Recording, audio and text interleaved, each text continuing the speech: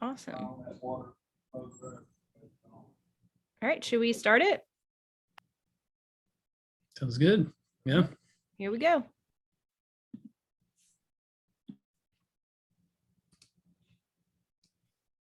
Make sure I'm looking in the right place.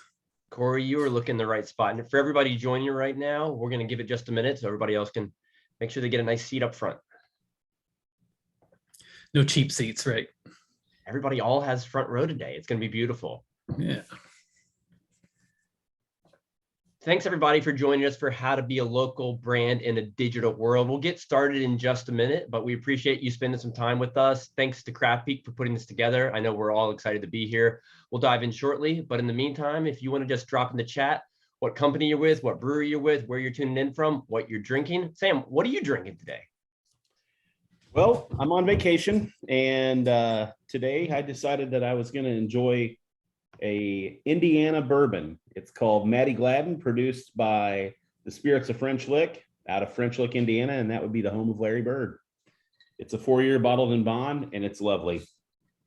You're making me thirsty. Corey, Mike, anything in your cups outside of water? Coffee. I have Sam to thank for this awesome Pool Boy light, tasty beer. That Pool Boy looks awfully like the glass Sam held up just a minute ago. That beautiful tie-dye contraption. It looks like we have Bridget from Bitch and Kitten. Nice to see you. Hey, Bridget. We'll give everybody just a minute more. So if you want to fill up your drink right now as well and play along, feel free. Something for everybody. Once again, we're about to start up how to be a local brand in a digital world. About 30 more seconds and we'll get this party started. Thanks again for Craftpeak for putting this together. If you're just joining, drop it in the chat where you're tuning in from. What's up, Jordan? Hope to see you soon. Jordan from Arrived's here. Dave from Cliffside. Dave, hope you're doing well. It's great to see so many familiar names.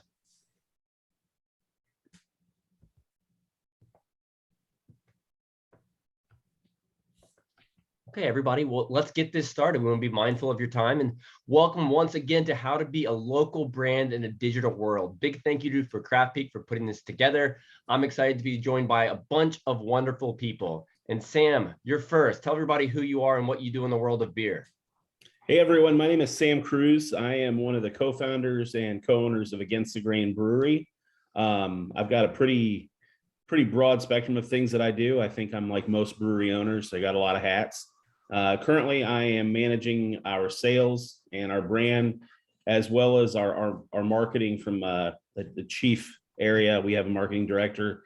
And then in addition to that, I'm also our guy who handles business development. So that would be any new concepts or projects that we take on. Well, Sam, it's always great to be on a panel with you. I'm excited to learn more today about what you've been up to the past couple of years. Mm-hmm. Corey, because you're above Sam, we're kind of playing like Hollywood Squares right now. Tell everybody a little bit about who you are and what you do at Craftpeak. Yeah, I'm the Chief Creative Officer at Craftpeak, also one of the original founders.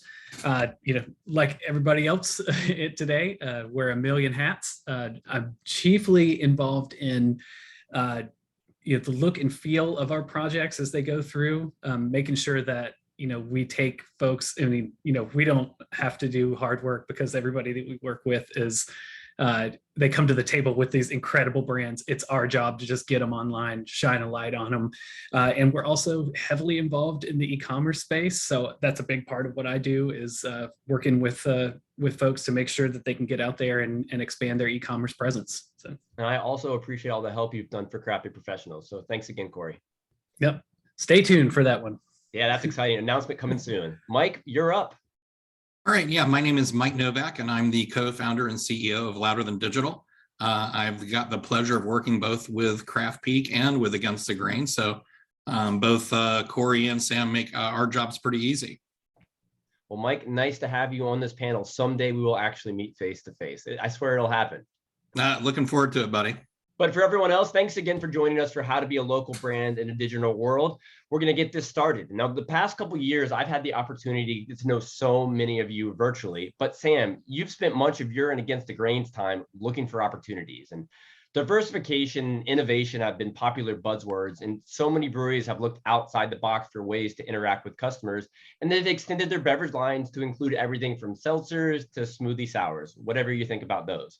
But Sam, you've taken this to the next level. Against the Grain added music venues, a cocktail lounge, and a sandwich shop to your offerings.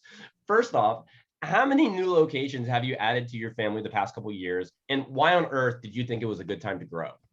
Gosh, so from the outset of, we'll say pandemic's always our time marker. From the outset of the pandemic, actually about a few months prior to that, we opened our second pub location, which was called the Public House. So that boat was sent out to water and without a sail ultimately. So I'd like to say we just opened up those music venues, sandwich shop and cocktail lounge, but I would also include the Public House in that as well. So with that included, I think it was 6 different location concepts that we opened up over that time. It's been pretty hectic. Was this your plan all along, or did it just happen like that? It was, the plan was to open more locations as time went on, but the way it happened, it kind of just happened. And it's as a result of like responding to what the world needed. And when I say the world, I'd love to say that we were responding to what the globe needed, but that's not really the case. If anything, the pandemic and what came out of that really taught us where the most important places are for us, and that's in our local environment.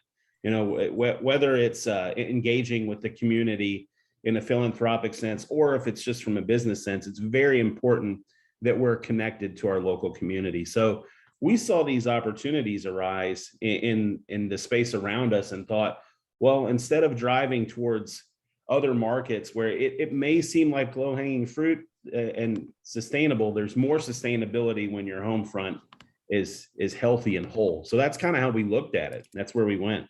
And why is Louisville so special to you? God, because Louisville has done nothing but give to me. It's been nothing but a giving place. I'm not a Louisville native originally. I guess you could say I am at this point. It's been 20 years. But no, I moved to Louisville and found the nicest people that, they're really welcomed you into the community. And then obviously the opportunity to open and start my business and it thrive and do well, really kind of cemented the way I feel about the place. It's fantastic. No, I love to hear that local pride. Now, you've hinted at it already today, but what were your goals adding these new locations? So, and obviously when you add a new location, top line revenue is important.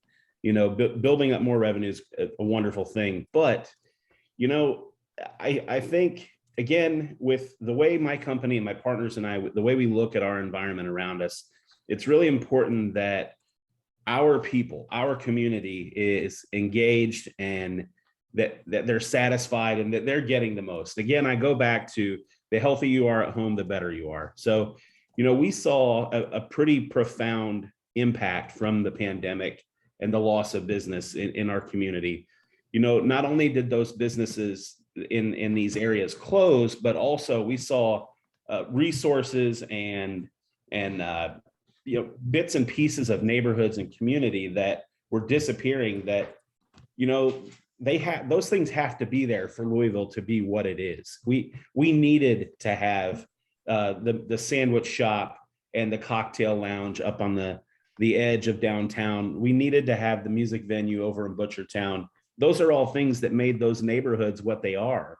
And so when we saw that those places were starting to disappear, it was very important to us that we grab a hold of them and preserve what was there. And then, of course, proliferate our brand and our mantra and our outlook on the community on that as well. So, it just came down to what's more important, investing far away or investing at home. And I think investing at home is more important. I absolutely love that. I love seeing the unique businesses that you've almost like saved. I feel silly saying the word save, but you did save these businesses without Against the Grain coming in and revitalizing them and making them your concept. They may have gone under through the pandemic. Yeah. But how did you do it? You had the idea, you wanted to save them. How did you implement this and make sure they succeeded? Well, I It's a still don't know. loaded question. Yeah, I don't know. I don't know how entirely just yet, but it is happening. First and foremost, you have to love what you're doing. I think, and then equating what we're doing and our identity to these places and the services that they provide. Music, to me, music has always been synonymous with craft beer. At our core, my company is a craft brewery. Or at least we started that way. But when you think about music and you think about the industry and the way it is, it's so similar to beer. And I think for us, it was very easy to gravitate into that realm and that industry. And then in addition to that, the crossover, there's a lot of people, everyone loves music, and hopefully everyone will love beer, so it was just easy to get involved with that. In terms of the sandwich shop, that's just something that we saw was it was a sandwich shop for 50 years. It was going to go away and more than likely become another cell phone store, which I can't handle. There's plenty of cell phone stores and you can buy them online. So, we saw this 50-year-old sandwich shop that has been an anchor for that area. And it just was a matter of, well, we better figure out how to make good sandwiches because we need to have that there. So, where there's a will, there's a way. And who doesn't love a good sandwich, and who doesn't love live music? I remember last time you and I were face to face in Denver, I think you were getting ready to go to a Jimmy Buffett show, right? Right. Yeah. At Red Rock. So who's your next concert? Who are you going to see soon, Sam? Tomorrow evening, I'm going to go see Kenny Chesney. I'm in Orange Beach, Gulf Shores, Alabama, and he's playing down here. So I can't wait. And then hopefully this weekend, Hangout Fest. It's a little vacation. Like a fantastic time. What's not to love? Sandwich, beer, music. It's been great to have live music come back. Yes. Yeah. And I'll tell you, it's had a profound impact on my community. The smiles and the handshakes, the hugs, the I can't believe it's been so long since we've done this feeling that in the venues that I see, that we have, I see that. It's amazing. And it's so nice. It's so nice to see these people coming back. We truly need these arts and these things in our community. We have to have them. Couldn't agree more. And, we've had such an interesting few years, and we could talk all day about that, but I want to talk a little bit about how you've taken these opportunities to move forward. The past few years, we've seen QR codes and the ever increasing importance of technology for breweries, both in the tap room and to extend the experience beyond the on-site visit.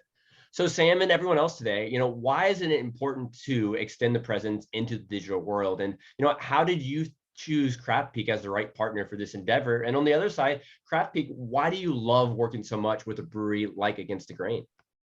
And by Craftpeak, I mean Corey. Sorry, Corey. Do you want him to go or me to go first? Flip a coin. I will tell you, there's a holy trinity of things that we have going on that make these things work. And I want to stress this, there's nothing that I haven't brought to Craftpeak that hasn't either been at some level nonsense, but also at other levels, something completely out of left field that they're like, oh, okay, how do we connect these? How do we Lego them together?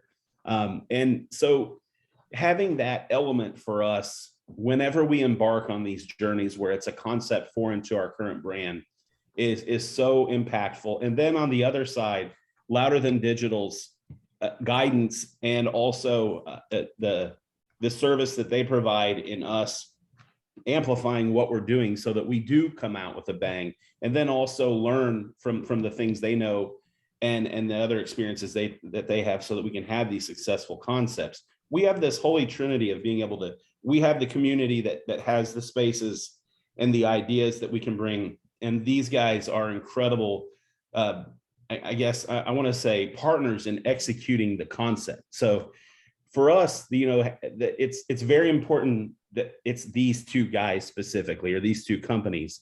I don't know if there are other places out there that we could do this with, but I have to say that Craftpeak and Louder have been extremely impactful in all this. I think from the Craftpeak side, Sam, we've been working together for quite a long time now. I'm not even sure how many years it's been, but it's been a long time, long enough for me to forget how long it's been. but we spent so much time up front. I mean, it was always like a no-brainer that we wanted to work with you because, you and Against the Grain like came to us with this fully fleshed out, like amazing story and brand. And like, you were already incredible, when you came in, and I don't say that lightly. And then for us, that's why I say like, that's what makes our job really fun, is that we get to take all of this, and then what the challenging part of it is how you distill all of that. Because I think, especially someone like you and someone, Against the Grain, you have just your palette is endless. Like there's so many colors and so many ways that you like play in the world and make it fit and make it all work together. And then our job is to distill all of that and make it present it to the world so that people can like go through it and dive in and be immersed in that experience, and then also it comes across in a way that makes sense. So I think all of these things that we've gone through, like evolutions and changes and things, they've always made sense to me. Like even when every time, like our running joke was I couldn't talk to you without like having 2 new locations announced and then we had to figure that out, but they all made sense. Like they never were just some far-fetched, like I didn't understand where that was coming from, because I think that's the foundation that you've set for what Against the Grain is in the first place.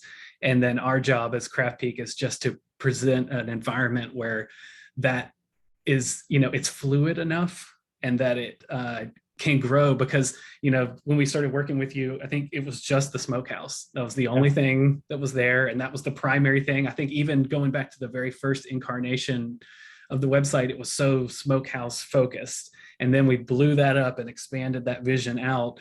And then the public house concept folded into that. And then that laid the groundwork for all these other locations, but still having to like make it to where, it's a no-brainer that like you would want to like have other locations. We can plan for that, but how do you have room for all the things you can't plan for? And you couldn't plan for pandemic and what would happen. You couldn't plan for what was going to happen to your community and the ways that you would be able to like step up and seize those opportunities and then fold them back in really meaningful ways. And our job is just to have a platform and an engagement and a relationship where we can seize on that and help you get that out to the world. And Corey, speaking of getting it out there to the world, why is it so important for breweries and companies like Against the Grain to have this presence in the digital space? Well, I think you're trying to reach people where they are, and some people are going to be in person. Some people are going to be the ones that see you and have the luxury of like living in Louisville and being a local and going to experience these things and being able to give Sam a hug in person. And then some are not, and they're going to be other places and experiencing these things in different ways. And so it's really important to take the spirit of what you have on site and on premise and everything that makes that brand special in person and translate that into the digital experience so that you can cast that net really wide and catch people where they're engaging, and that also goes out to social media, that goes out to all the other forms of communication. You're just trying to reach people where they are, and not make it hard for them to like get in the door. And then, they choose to experience it on their own terms.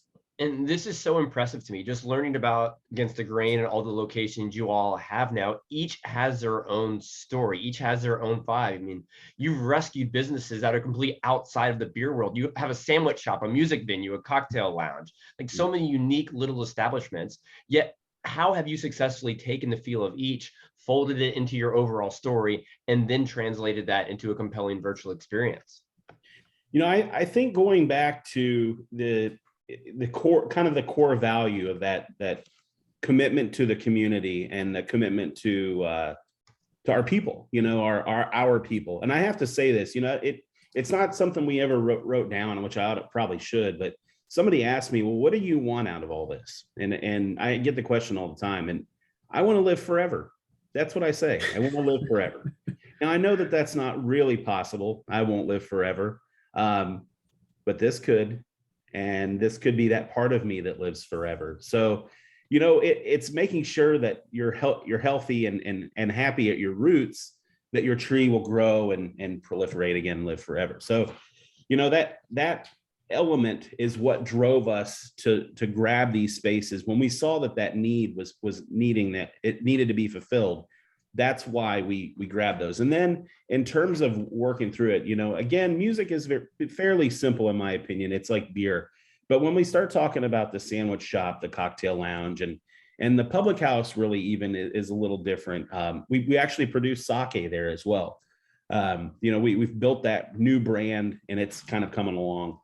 It really just kind of came down to how do you make it fit into that core belief of this is what the community needs. This is going to enhance the experience for everybody. And then from the digital sphere, this is where the beauty of the partnerships with Louder and Craftpeak comes into place. Asking Corey, hey, Corey, I don't want to deviate from our brand. I don't want to build a new project and have that come along. How do we integrate this in? And it still be under the umbrella. I have this vision. Fortunately for us, these guys understand, the vomit of words that I'll throw out there and are able to integrate it in. And then Louder, I can't stress enough the strategic guidance that we've gotten from them in who we communicate. And then ignorance prior to the pandemic, I have to say, I was ignorant of how the QR code could be so impactful. You weren't the only one, Sam. And no one had a bigger comeback than the QR code. Oh my gosh, yeah.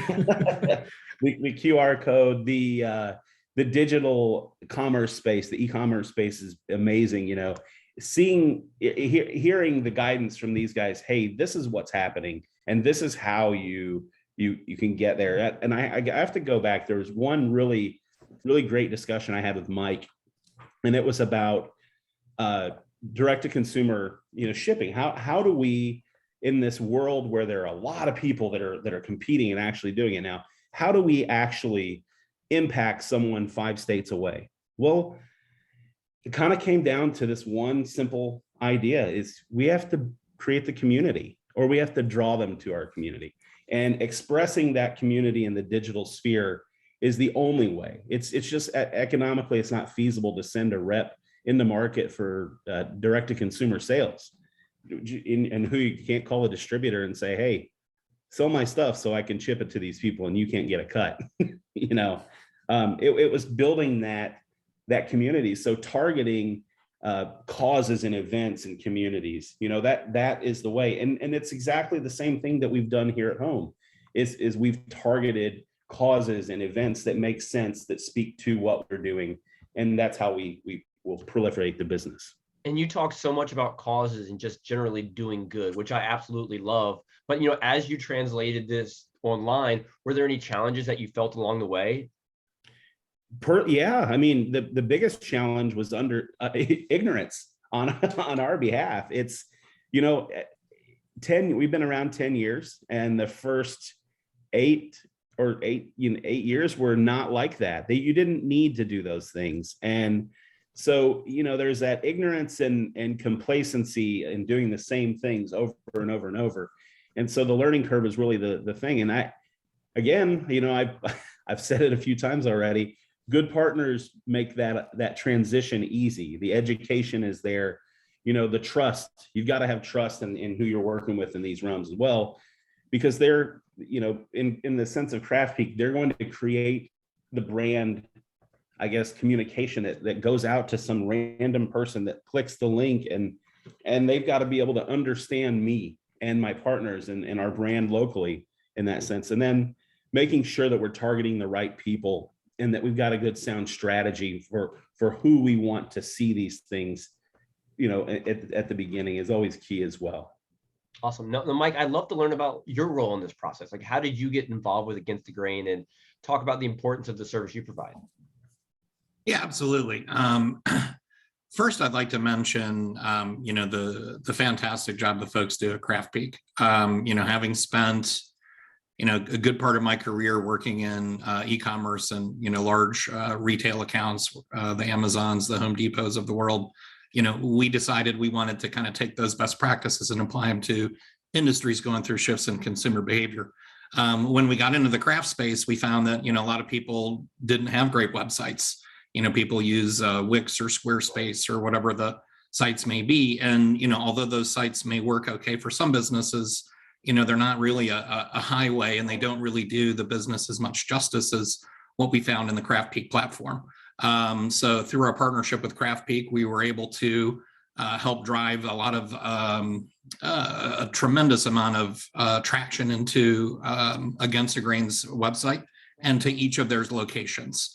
One of the things that's interesting when you kind of look at a business like Against the Grain is, a sandwich shop and a music venue and a cocktail lounge and a smokehouse attached to a baseball stadium have very different audiences.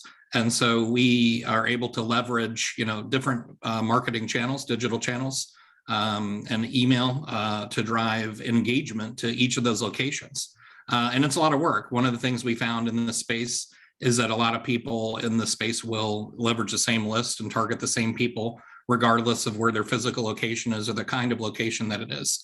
So in our case, as you can imagine, the kind of people that you want to target to go to a music venue where there's a cocktail lounge is a lot different than someone who's, taking a lunch break to get a sandwich, downtown. So it's a lot of work on our part, but it makes it really easy to have partners like Craftpeak where the technology supports the business, not just to have, awesome looking websites, great user experiences, but that also have nerdy digital marketing things we look for, like high site speeds, high conversion rates, things that most folks don't pay attention to. But it makes our job a lot easier being able to partner with Craftpeak, and Sam makes it easy on us by always having fun and cool ideas that we can see through. So what's that process like? Does Sam come to you with a marketing idea, then you kind of make it a reality? Yeah, essentially what we do is we have a regular standing call every month, and we go over the activities that are coming up. So we'll look at, what events are coming up, for the quarter, for the month, and then we'll create campaigns for each of the locations.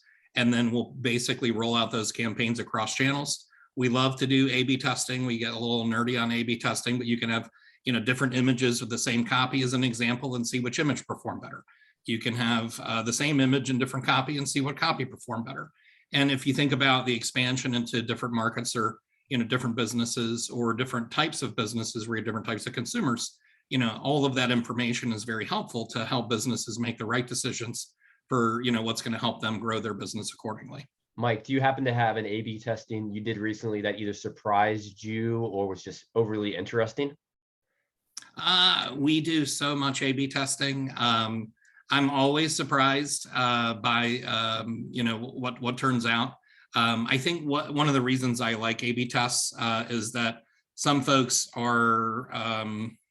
feel very strongly about their creative, and sometimes what one person thinks isn't representative of their target audience or all those people within that target audience. So one of the things that we enjoy about A/B testing is that it allows us to have a bit of a champion challenger type of mentality, and then see what works where it's a little less opinion driven and a little bit more data driven, if that makes sense. Isn't it amazing to see data just evolve and the importance it has in the craft space? Yeah, I think so too, and where I see a really big opportunity, and we're excited to work on this more and more with Sam and with the Craftpeak folks. But when you kind of think about it, to consumers, when they're showing up into a tap room or they're engaging with a brewery online, it's the same company that they're engaging with. And I think sometimes folks will focus a lot on their taproom experience or a lot on their website experience, but sometimes those things can be pretty disparate. So one of the things that I see coming up and a big opportunity for us is how do you leverage data, that you can garner within your taproom to market to customers, based on that information. As an example, one of Sam's locations is, attached to the Louisville Bats AAA baseball team. He's got a ton of foot traffic coming through there. So how do you engage with those people when they're on the way to the baseball game or on the way out of the baseball game, to where they'll start to sign up for the newsletter, engage with the brand online? And the more that we can encourage folks that are in the tap room to engage with the brand online, whether it's signing up for a newsletter or participating in a membership program, whatever it may be, I think that's a large opportunity in the industry. I would absolutely love to dive deeper into this with you and Sam for a moment. What are some of those strategies you've been able to successfully deploy to generate that customer awareness and traffic from the tap room to the internet? Sam, do you have any favorites that Mike's helped you with? Well, I mean, God, everything has come along a long way from the time we opened. I mean, I again, from when and I have to preface this, we shut down our major flagship location in May of 2020. So there just wasn't business enough to sustain it. So we shut it down, and it laid fallow for 18 months. We reopened it. And it was almost like starting over completely, just entirely. So really, I'd love to say that tap room, that experience as we came through was, we were targeting specific things, but at the moment it was a catch-all, everything we could possibly do in the moment, sign people up for newsletters, QR codes on every possible thing that we have, all of those things were happening. But I think most importantly, the campaigns that we had targeting the people that were going to these games or that were going to be downtown have been the most impactful. We've just talked about enacting some QR code, put QR codes out that will drive traffic to the other locations at the smokehouse. That to me is something that, while we don't have a bunch of data on it yet, I anticipate that being very successful. It's just that in the I think it's called geofencing. It fascinates me. Yeah, that. So where we can target in a geofenced area. So I'm looking forward to those things, but they're kind of coming along. And Mike, how do you convince people to scan that QR code, sign up for the newsletter? What kind of motivation is involved there? Because I think we're all on a billion email list these days, but why should someone join Against the Grains? One of the things I like to include are, kind of customer engagement contests. I think often it doesn't take a lot, but if there's something that's maybe it could be a private tour of the brewery. So some kind of contest where someone, has an opportunity to win something that's a little exclusive, a little close to the brand. And some technology that we leverage allows folks not just to say, hey, let's sign up for the newsletter, but you can award entries for people that go to the Facebook page, go to the Instagram page, check them out on Twitter, go to their YouTube account, sign up for the newsletter. And you can even assign different entries or points, for each of those activities. So we want to have certain, experiences, I feel like, that you offer folks to engage with the brand and take a hot second, scan that QR code. I think the other part about it is, training within the staff. The more I think that the staff, makes recommendations, or, hey, if you guys had a great experience, check out the QR code, or if you're interested in winning a tour of the brewery or an exclusive, case, or, whatever it may be. Those are the kind of things I think that, will help people garner more of that foot traffic into digital followers and, be able to remind folks of the events they have coming out or the special releases they have that are coming up next. And Mike, you've talked a lot of great, Sam, go ahead. We recently wrapped up a campaign. And again, I love the do good aspect that we get to do, with a little bit of success, we can do some good. So we recently wrapped up a campaign, and it was a fundraiser for those afflicted through the Ukrainian and Russian war, that crisis. What a profound impact that had.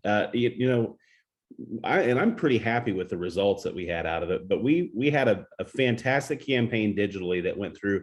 And I'm pretty sure that people that came in through our space, we had posters up and things like that, but a lot of them were all social media informed. So they came and drank. It was $1 for every A beer sold. They came in and drank, and we were able to raise a pretty good chunk of money for that. So that was pretty exciting. I know it's a little bit outside of that realm of the tricks and tools that we have, but to me, that was such a good thing, and it built huge awareness for our space. I mean, it just was a very effective tool. I can hear how proud you are of that initiative, and that's amazing. And, being a brewery, it's so many nonprofits out there. We can't obviously align with everyone. How do you choose the ones which you want to support, Sam? I have a great partner. One of the benefits of working with Louder Than Digital is getting exposed to the Positive Legacy Group. And they are a fantastic organization that really takes the guesswork out of where you should direct those funds. Now, what is Positive Legacy, Sam and Mike? Yeah, Mike, you go ahead.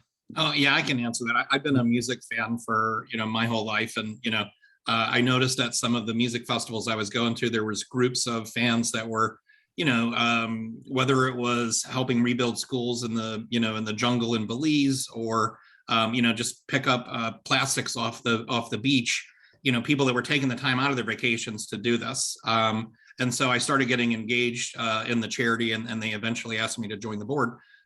We launched Pours for Positive with the support of Sam and some other breweries, and whether it's rolling up our sleeves and putting together meals for folks that need food from the Louisville Food Bank, or for supporting Ukrainian refugees, we've been able to make a huge impact. And the thing that Positive Legacy does a great job of is really all they do is help coordinate events, whether it's days of service.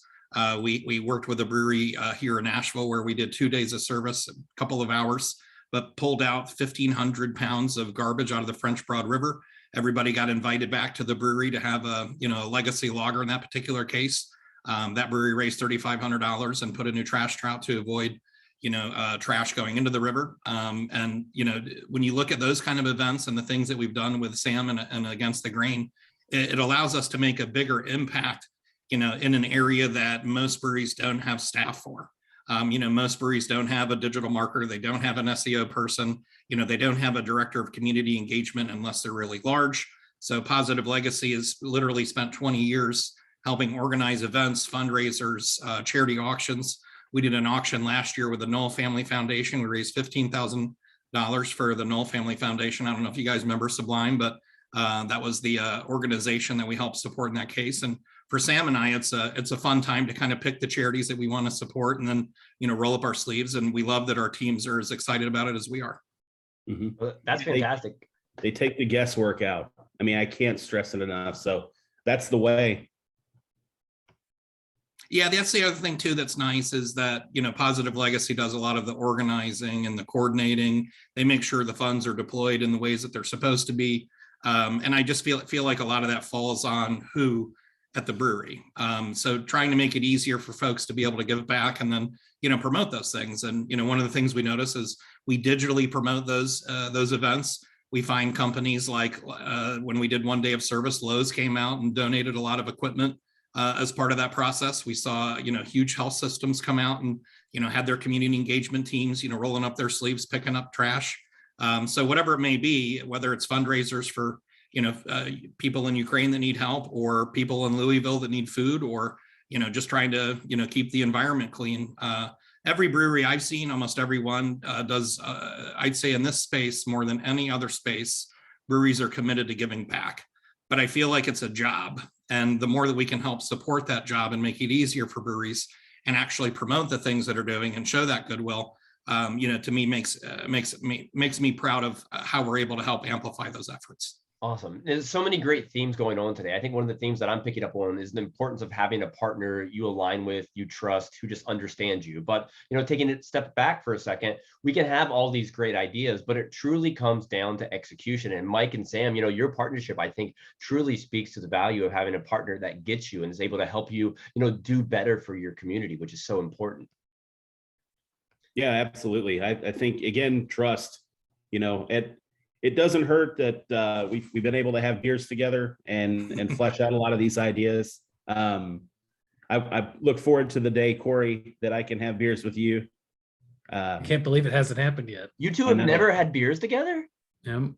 We keep missing each other. I have a John. Anyhow, yes. I do. I just think I think that's really important, that the trust and respect. And then, we see as Mike said, that kind of aligned vision on what are the goals? What are the things we should be doing? So yes, partners make great sense. Good ones. So Sam and Mike, you two have all these amazing ideas and initiatives. And now back to Corey over at Craftpeak. How does the website allow you to keep up with all their crazy ideas and initiatives? That way you can get it out there in the digital front. Well, we have to make sure that it's easy and to add on things, that it's fluid and that it's not pegged down and locked in any kind of way, and that it can be, adjusted and moved, and, it's going to grow. Like, that's the thing we always plan for in all of our projects, is that we have to plan that we don't know what is coming, and everything is a living, breathing document, that's going to grow and expand in there, and also make it easy to update too. I mean, Sam, we work with the people on your team and have for years to who are behind the scenes, once these things are launched, they need to be able to update, change them, and they have the ability to go in there and do those things as often as is needed. And now we've got food components on the site, we've got ever evolving, changing tap lists, you've got new events coming up all the time, and those things are just easily updated on your side, as you need to. And then we come in for the strategic bigger lifts and help roll those out. So. Awesome. Well, thanks, Corey. There's one thing I do want to touch on today. Sam, you've opened all of these tap rooms to help save these venues, to support your community. And through the conversation today and everything Mike and Corey have shared, you're succeeding in doing that. But opening these venues and tap rooms, it costs quite a bit of money. How have you made them profitable? Well, control. That's $1 million question. They don't start out profitable by any stretch. Investment's big, and we're fortunate that we have strong financial partners in the sense that we're able to invest when we need to. But I would be crazy to say that it doesn't require a watchful eye constantly. In opening all of these spaces, we have expanded our corporate organization to include a director of operations, a marketing director, and then each space has its own general manager. So we have had to increase the human resources that we have with talented people. And again, there are issues in that realm as well. The entirety of all of these projects really come at the best time because we're able to sustain those services in the community, but also at the worst time because there are some issues with getting good sound labor. There was a migration out of our industry, supply chain issues. It's a myriad of things that everybody has heard. So in having to increase those things, we had to lean heavily into Louder and Craftpeak in order to have the mechanism so that we could get people in that digital sphere. We open these locations really kind of at the peak of you can't go out and do an interview. You can't go out and seek out a job. So we had to go find these people and get to them. So the strategic targeting of specific people when we have job ads out, and the mechanisms so that when we do send somebody to our website, they can fill out a meaningful application that's not just what's your name and phone number. Those are all really important things that we're able to lean into them with. And then as far as the profitability of each space, a lot of it is control and hard work, and a lot of it is, oh geez, God, please let the people come. Let them see this.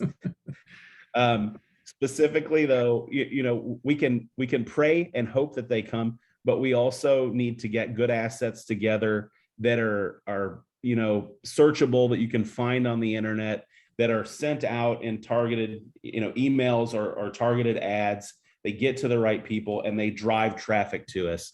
And again, I go back to these partnerships that I have with Craftpeak and Louder. They just make sense in order for us to get these things going. That holy trinity is necessary for things to work the way they have. No, I love it. Partners and being organized go a very, very long way. And I'm excited to follow the continued growth and each location that's going to pop up in the next few months or few years for Against the Grain.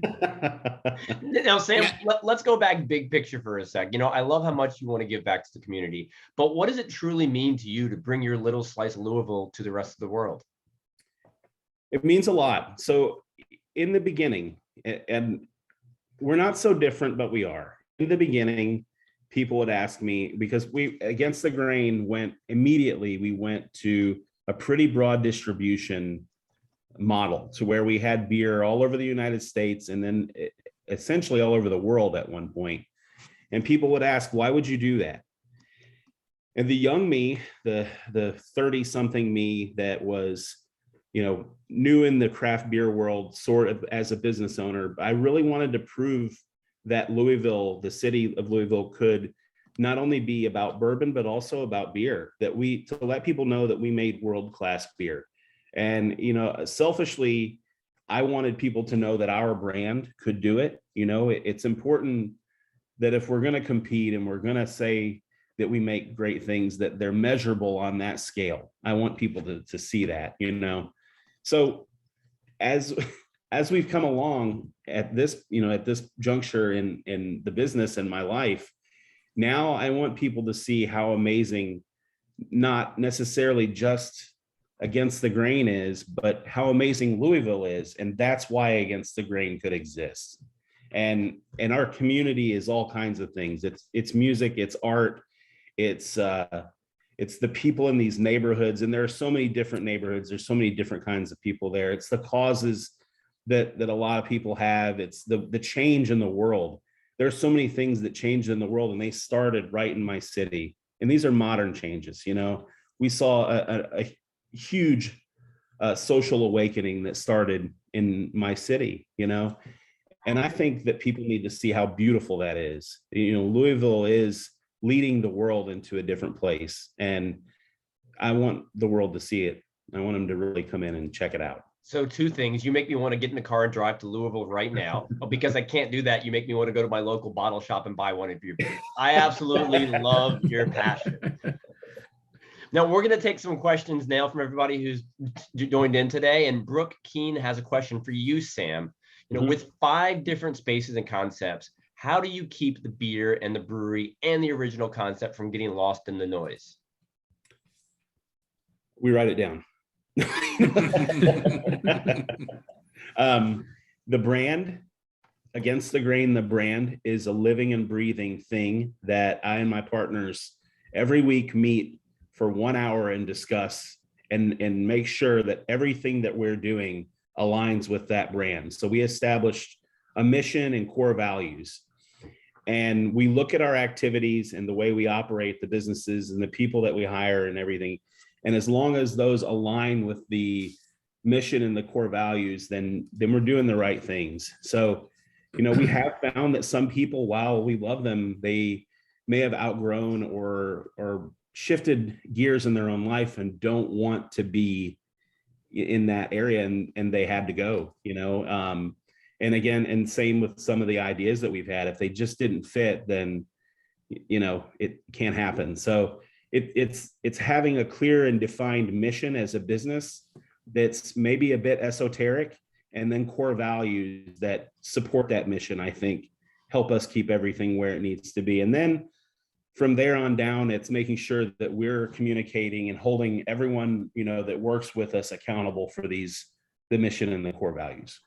And Sam, as you've continued to grow, have you had any ideas that you were extremely passionate about, but when you took a step back, looked at your overall vision, decided that they weren't a good fit with the company? Yeah, recently we were actually, we were building on the precipice of building a tap room and brewery. Actually, I'm sorry, a brew pub across the river in Southern Indiana. And it would have rivaled our smokehouse location. The deeper we got into the project, the more we started to realize that it didn't fall in that area of the mission, to be innovative, make sure that we're using spaces to their highest potential. And so the idea of building something new from the ground up kind of felt dirty. There are so many buildings that they don't need knocked down. They just need buttoned up and adjusted, and they can be wonderful things. And the communities that those buildings are in need something. So, we backed away from that and decided to go the other direction. So, because I'm a little curious, if there was a style business to add to your repertoire, what would you like to see become part of the family? Gosh, we were really, I like buying houses, but I get told no all the time. My business partner, Andrew, kind of in the world that we do catering and we do the music side, he said, I don't know why we didn't open up a wedding venue, why we've never tried to do that. So that's been on the radar. And then we had a concept pre-pandemic, about a year pre-pandemic, that we were going to do called Swiss Hall.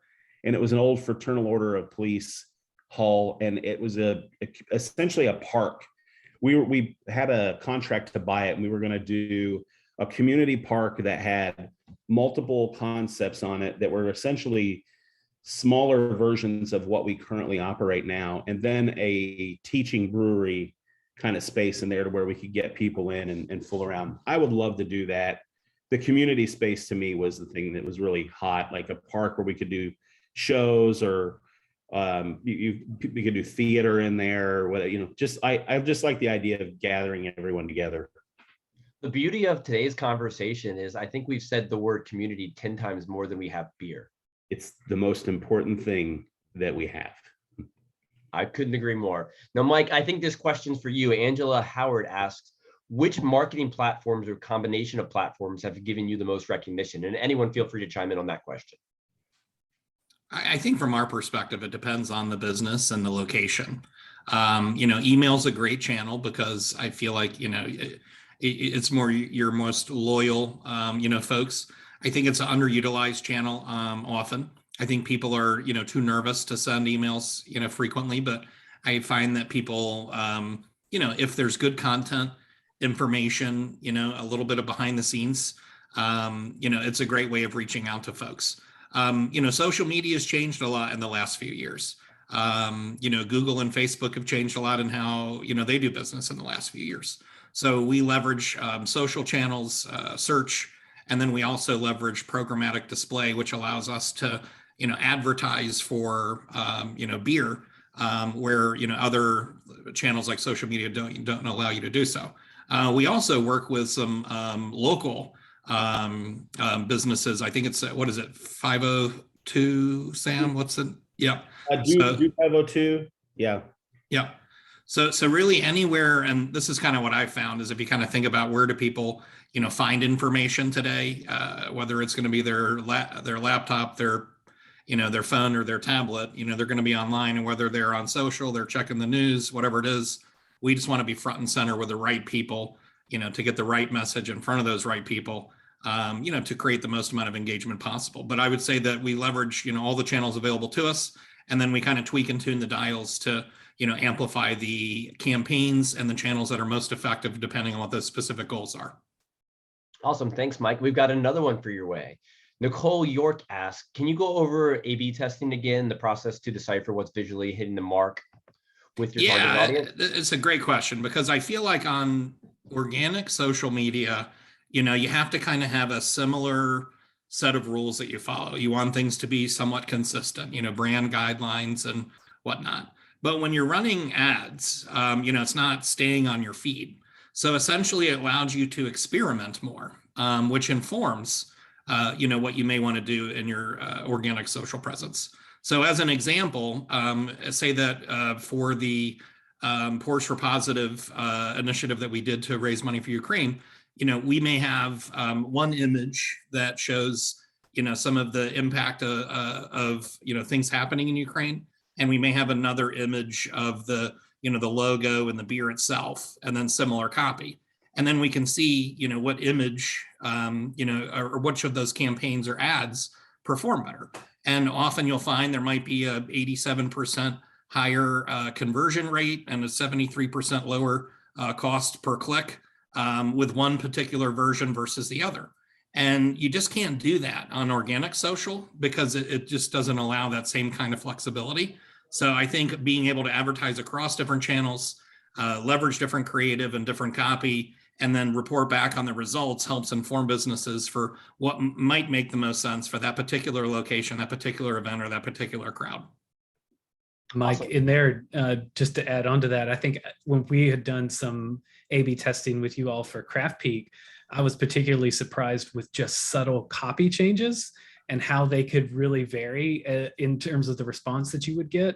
And it started to uncover maybe it's just some internal company biases, we see ourselves this way and we talk about ourselves this way, but that's not always the way that it resonates with other people and how they perceive us. So it was very interesting to start seeing that stuff come back as real numbers. Absolutely. And Andrew, I'll give you a good example. During the pandemic, when everything was shut down, we leaned a little heavily on, packing boxes and showing the box, beers in boxes getting ready to be shipped. So it's always fun to kind of A/B test, that unpacking experience or showing beer in a box versus, a couple of friends, toasting a pint. But what's going to resonate better? And, depending on what's happening, in our environment and with the pandemic and everything else, different things may work at different times, depending on what's happening, within our businesses, but all around us. It is truly fascinating to learn what your audience responds best to. And I love the concept of A/B testing just to get there. Yeah, Well, and as we- another example we did, and this was for Craftpeak and for their clients, but as opposed to like a static image that shows the beer finder, they have an awesome beer finder tool. We created or ran an A/B test with a static image of the beer finder, and then one with a video that actually kind of showcased how it worked. And the video that showcased how the beer finder worked, I think, created a whole different level of understanding around the product, showed how easy it is to use. Way more engagement. So those are the kind of things that are fun to A/B test. Did you expect that result? I did. Video usually performs better than static. Most of the case, if you guys have noticed, everybody's attention spans have gotten shorter and shorter and shorter. With the push to Reels and TikTok and other platforms, I think being able to capture people's attention in a short amount of time is important. But yeah, video will often outperform static images. And All the images say 1,000 words and video says about 500,000. Yeah. Have you ever used the beer finder that they make? It's fucking awesome. It's fun. I need to try right now to find it against the grain beer. It looks cool. I use it sometimes for fun. No, we want to be mindful of everybody's time. And like Mike said, we often have short attention spans. So I've got one final question for everyone. And Corey, I want to start with you on this one because, you've gotten to know Sam quite well over the past few years. So long, you can't even remember how long you've had this relationship. If Sam were an animal, what animal would he be and why? Oh, that's a pertinent question because of how many animals appear in your branding too. But I don't know. I feel like it would be this, it would have to be something elevated above an animal that would be like this omniscient cloud, lightning bolts and thunder. Like, I don't know, something that's stuff's gonna flow out of it pretty powerfully. I don't think I could pick an animal. Fair enough. It sounds like a Mike, mythical creature of some sort. Yeah. I like it. Mike. Sam, I was trying to pick one of your characters, but I don't think I want to pin you down to one of those. No, Mike, you've had a great relationship with the team over at Craftpeak. If Corey was an animal, what's he going to be? I've never thought about it. Corey, one of the things I enjoy about working with Corey is he's, really able to help take breweries that some have, very formulated brand guidelines and have put a lot of investment into what, their brand means. Others haven't. And I'm always appreciative of what Corey and the rest of the folks at Craftpeak do to help those stories come to life, whether they're working with, a 40-page brand guideline or nothing, a logo. So to me, if I had to think of an animal, it'd be something that's quiet in the background, but extremely impactful. I like it. Now, Sam, your turn to go on to Mike. If Mike were an animal, and it seems like Mike has a lot of skills, what would that animal be? Sam may or may not be frozen right now. Can you see me now? I can see you now. Yes. Okay. I was frozen for a minute. Was I Question. going? Oh, you weren't quite that bad, actually. If Mike were an animal, what animal would he be? Oh man. I don't know. You've had time to think on this one too. Yeah, I know. These guys never tell me no. They never say no, ever. Hey, I'm thinking about this. What do you think? I never hear no. It's hard to find an animal that doesn't have a limitation. You know what I mean? So they got to be apex. These guys got to be an apex animal. A bear. Probably a bear. Jordan in the chat agrees on that one. Jordan, I was going to say bear for Sam too, but I didn't want to. everybody can be a bear. It doesn't matter. That one's just for fun. Just a whole call of bears. Yeah. It's profound. I never meant to find them. I wasn't looking ever. We found each other through business and the industries that we're in, and it's been nothing but good. And I love Corey's his openness.